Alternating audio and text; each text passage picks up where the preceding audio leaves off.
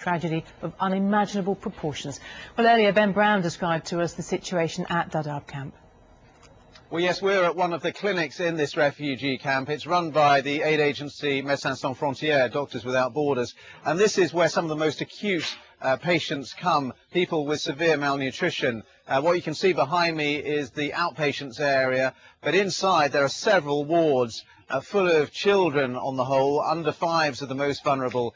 They're very, very weak indeed. They're walking with their families for miles and days to get to this camp. And when they arrive, that is when they're at their most vulnerable, their weakest. They're dehydrated, severely malnourished. Sometimes they die within a day of getting here.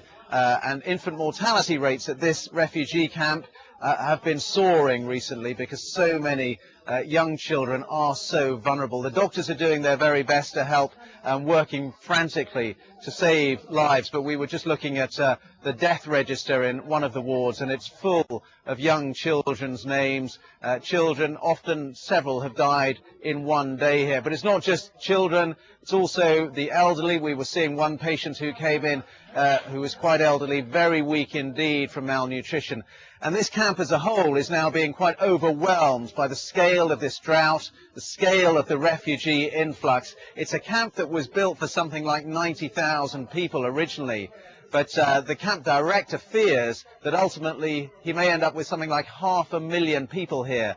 And the aid agencies are really struggling to cope, although they give preliminary basic rations to everyone who arrives here, most of them from Somalia.